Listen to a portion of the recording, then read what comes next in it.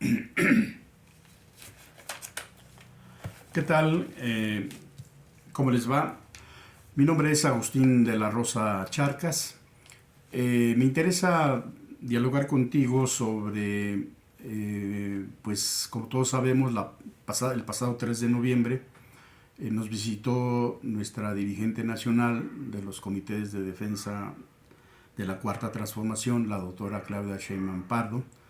Estuvo en Río Verde por la mañana y aquí en San Luis Potosí o en Soledad de Graciano Sánchez estuvo en el Salón Chicagos en una reunión programada a las 4:30.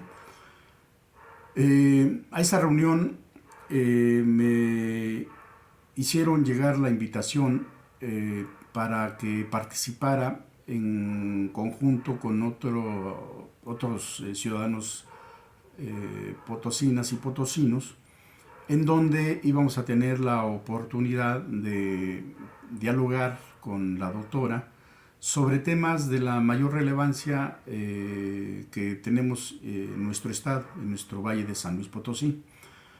Me informaron a grosso modo que se iba a abordar el tema que es muy importante, como es la defensa de la Sierra de San Miguelito, que íbamos a hablar también sobre el asunto de el agua. En particular, a mí me invitaron para que abordara el tema del agua en el Valle de San Luis, el tema de la obra pública y la corrupción. También se le iba a hacer llegar y comentar a la doctora, pues algo que a los potosinos nos está inquietando mucho, como es el fuerte y grueso expediente que tiene la actual mafia en el poder y que hasta la fecha pues sigue impune todas esas investigaciones que tienen desarrolladas y que por razones que entendemos de carácter político pues están frenadas, no avanzan. Entonces, entre otros temas importantes, la violencia, etcétera, pues yo acepté con gusto porque pues el debate creo que es pertinente y en este momento en donde la patria va a prepararse para debatir, como sabemos, nuestro país cada 6 años tiene la posibilidad de pues proponer cambiar el rumbo de la nación si así lo determina la mayoría de nuestra población. Y también pues profundizar en términos de continuar con el gobierno que tenemos y profundizar la transformación que es una promesa que está en marcha, que está en curso, en la cual nosotros estamos empeñados en apoyar y definitivamente poner nuestro granito de arena en este esfuerzo colectivo de millones de mexicanas y mexicanos para que sigamos profundizando la cuarta transformación, en donde podamos concretar todas las propuestas que permitan contar con un país que tenga una mayor justicia, que tenga una vida democrática en términos políticos, pero también en términos económicos.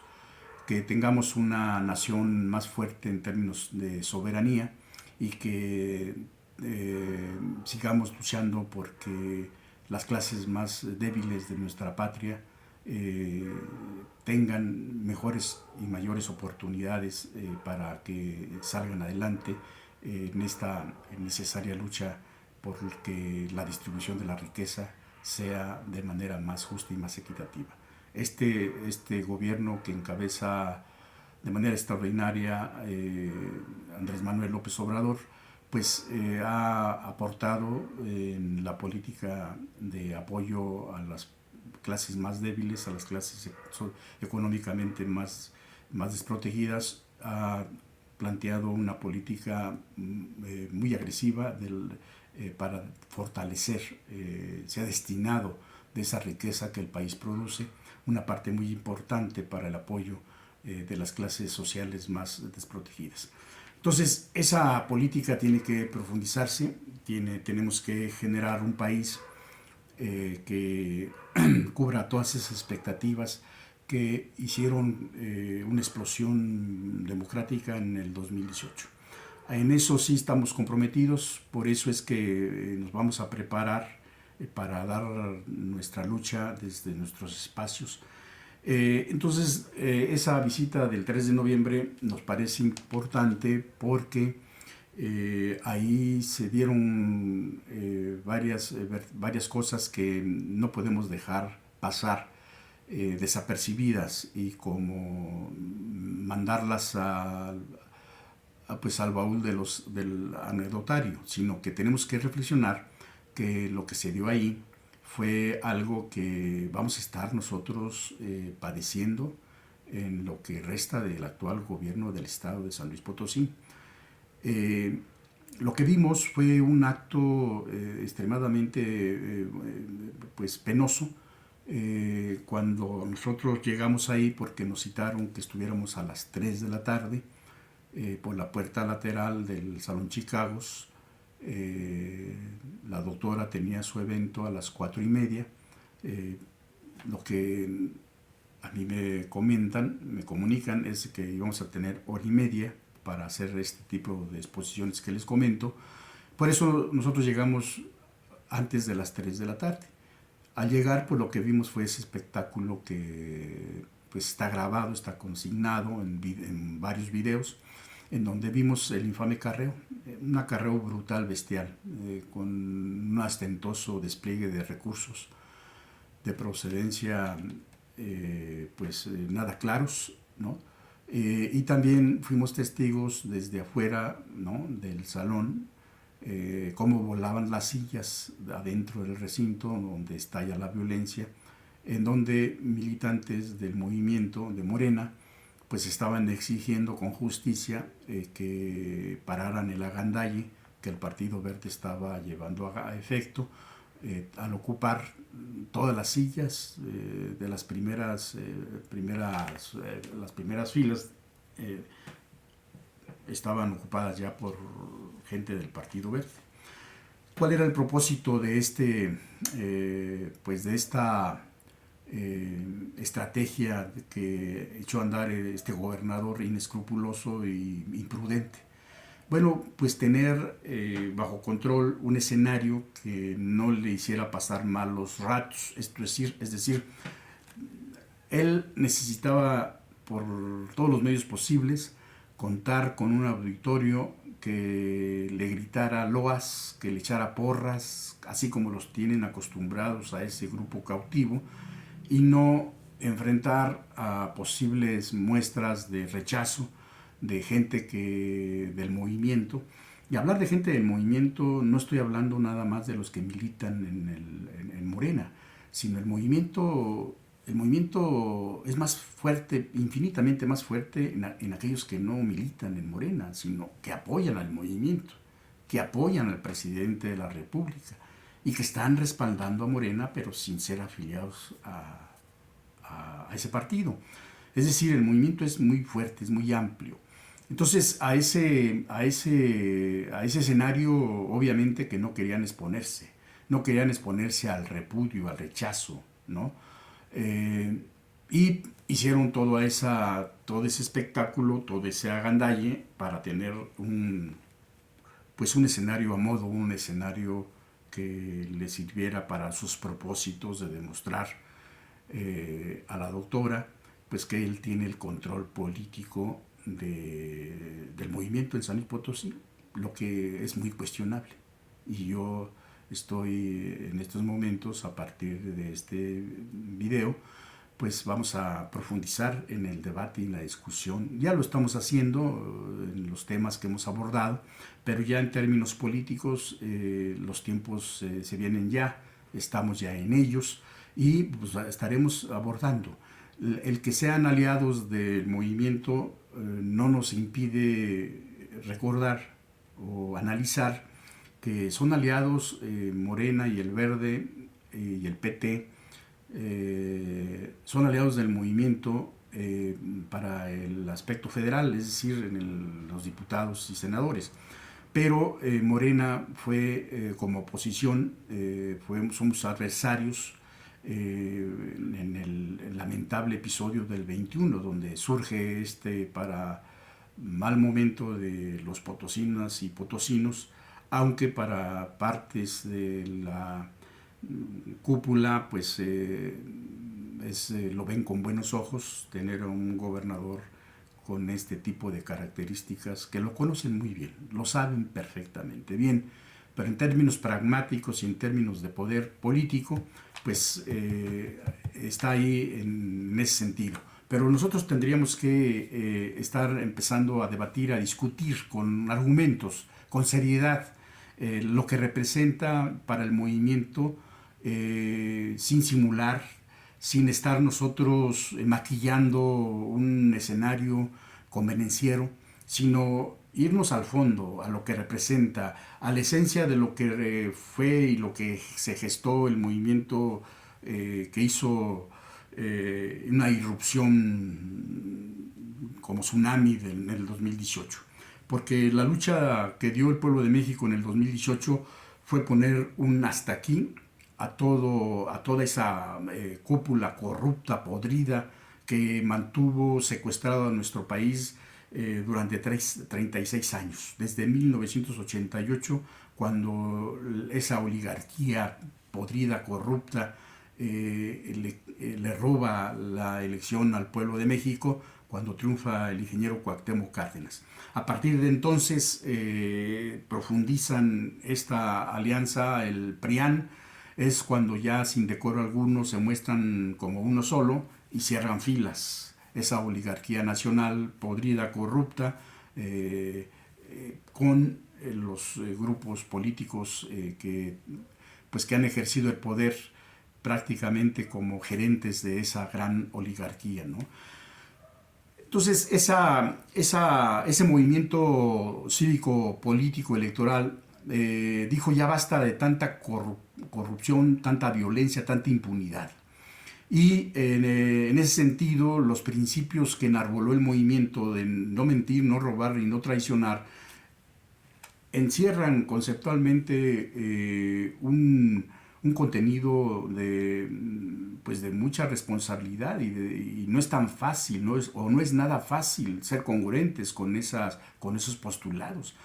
Lo vemos y lo hemos visto en estos últimos años, ¿no? Que fácilmente se cae en contradicciones ante esos postulados. Y la prueba más grotesca y más burda, sin duda, es aquí en San Luis Potosí, cuando nosotros entendemos y nos damos cuenta cómo llegó a esta pandilla, mafia al poder.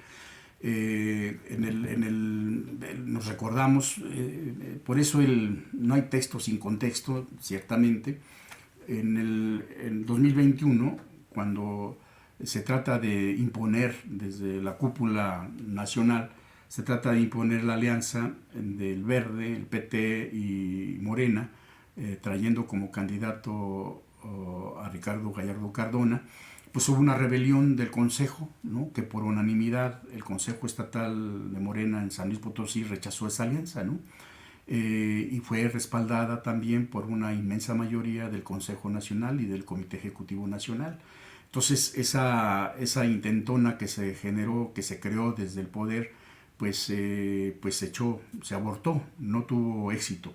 Pero fue un éxito parcial, un éxito que se revirtió desde el apoyo de la cúpula nacional, a un sector de la cúpula nacional, en donde se generó todo un respaldo político a la candidatura del llamado Pollo con el Verde y con el PT. Se le allanaron todos los apoyos políticos nacionales para que este personaje tuviera todos los elementos posibles para meterse a la pelea por el triunfo político electoral. ¿Por qué se dio esto? ¿Por qué se dio con tanta agresividad? ¿Y por qué se pasó por encima de la militancia? No solamente de la militancia de Morena, sino por encima de la dirigencia de Morena. todo nos hace pensar en términos lógicos de que este señor Ricardo Gallardo Cardona llega por el Distrito 2 como diputado federal y junto con otros diputados del PRD se salen de ese partido para sumarse a Morena y lograr con esto tener la mayoría calificada en la Cámara de Diputados. Ahí se establece presumiblemente el compromiso para que a este señor se le empujara como candidato a la gobernatura. Y de esa manera se echó a andar todo ese proyecto. No se logró por la vía de la imposición de esa candidatura en donde el Morena estuviera haciéndolo su candidato, pero se logró generar, aplastar el movimiento. Y digo que tenían que aplastar el movimiento aquí en Morena, o la intención de voto que se manifestaba en las diferentes encuestas, porque en diciembre del 2020, una de las encuestas, por ejemplo, del Financiero, le daba a Morena el 34% de la intención del voto, al PRI le daba el 15%, y al PAN el 14% y al PRD el 1%. Entonces, pues obviamente que la marca, el movimiento traía una fuerza muy grande, y bueno, el problema que tenían entonces era cómo hacer para que Morena pues no dejara dejara de ser un rival a vencer para ese mafioso candidato del Partido Verde y del PT. Bueno, lo que hicieron fue lo que conocemos todos, una imposición de una priista de una trayectoria infame, una fama de ladrona, de corrupta, la impresentable Mónica Rangel, y avasallando a todos los compañeras y compañeros que comprometidos con el movimiento, no del 2018, sino de décadas de lucha dentro de las corrientes de la izquierda progresista en nuestro estado, ¿no? Y bueno, pues se hicieron a un lado de manera así arbitraria, ¿no? Autoritaria, antidemocrática.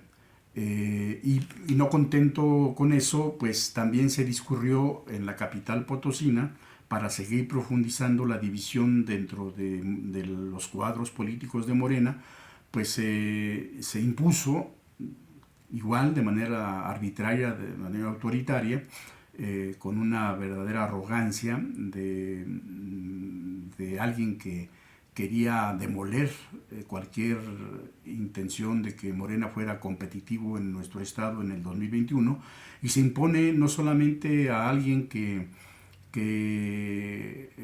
representa a la ultraderecha en nuestro estado, aliado a la ultraderecha en el país, como fue el señor Javier Nava Palacios. La particular de este personaje es que era un declarado adversario no solamente del movimiento, sino del presidente de la República, ¿no? Entonces, cuando se impone ese tipo de personajes, este tipo de perfiles, profundiza el descontento, profundiza el malestar, no solamente de la militancia, sino de la gran cantidad de simpatizantes, porque lo que estaban viendo es de que Morena estaba ofreciendo un espectáculo grotesco, un espectáculo que ni el PRI se atrevía a hacer de manera tan torpe y tan estúpida como lo hicieron en ese momento, ¿no? Y bueno, todo era el objetivo, la estrategia era lograr dejar a este personaje con un perfil tan cuestionado como es Ricardo Gallardo Cardona, dejarlo pasar y fortalecerlo. Y se le dio todo, se le dieron 6 de los distritos, o 5 de los distritos federales al verde, ¿no?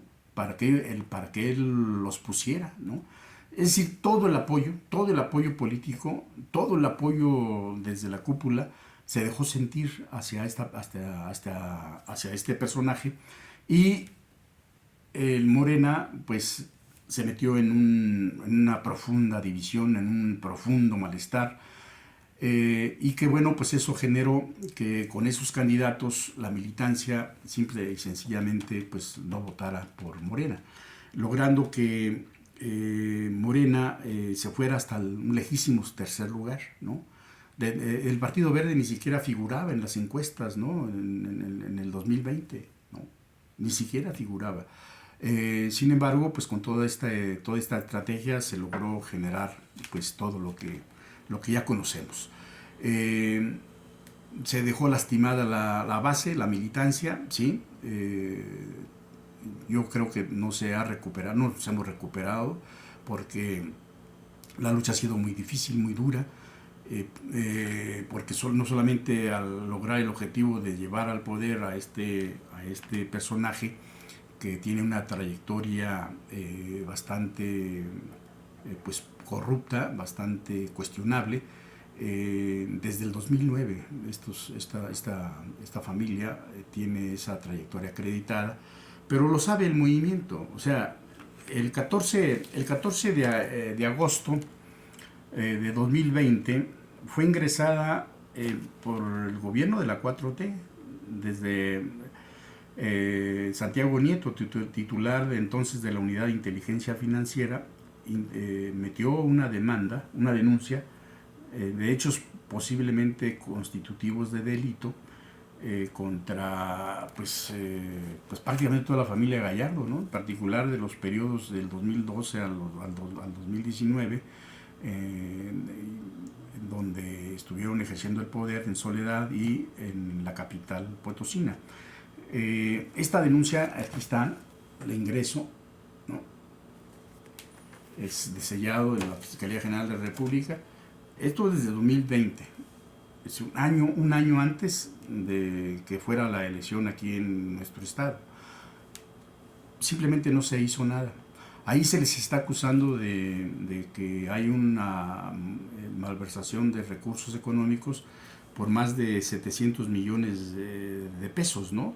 Y bueno, es una de las demandas que nosotros pues pensamos que debe de ser resuelta, ¿no? Debe de ser ya puesta en clara la Fiscalía General de la República, pues que nos diga, que le entre al fondo de la denuncia que tiene ahí desde esa fecha, y que diga si de plano son improcedentes y que ya los declare inocentes. Y si son culpables, pues que se les aplique la ley en términos como se establece.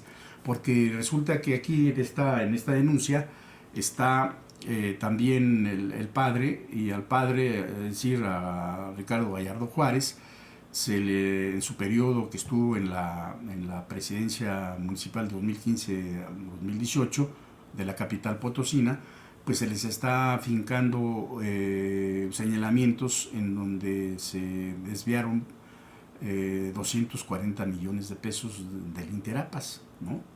Y se especula, se rumora que puede ser candidato al Senado, y también la esposa del gobernador. También ella aparece dentro de las empresas que lavaron el dinero. O sea, por el bien de la República, esto tiene que ser resuelto. Ya que si el gobierno de la República dice que son inocentes, pues que ya lo diga.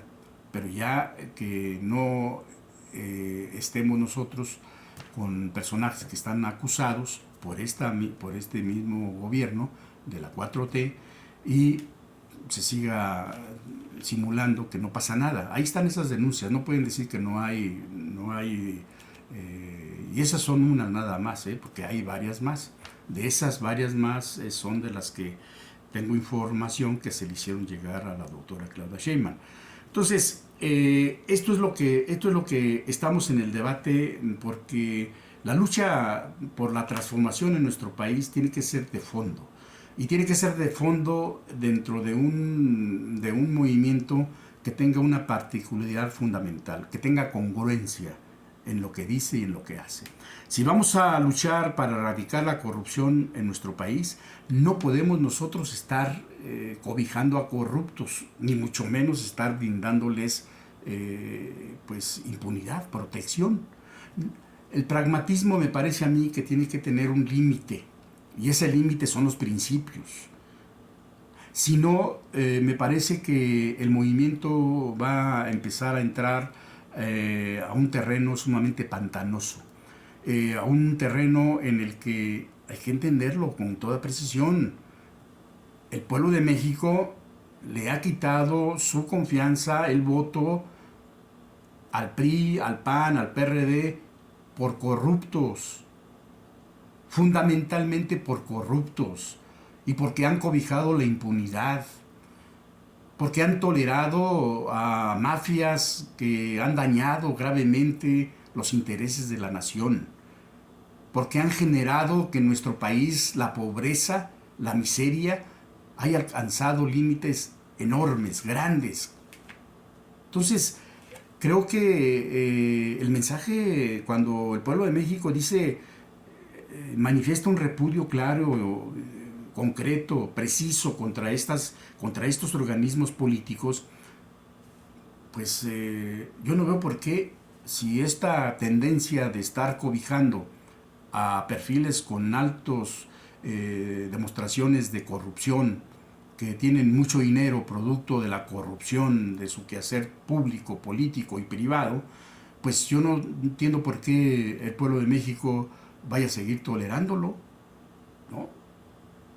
Así como votó en contra y repudió a los corruptos del PRI, del PAN y del PRD, fácilmente ese pueblo también va a repudiar a perfiles corruptos de Morena.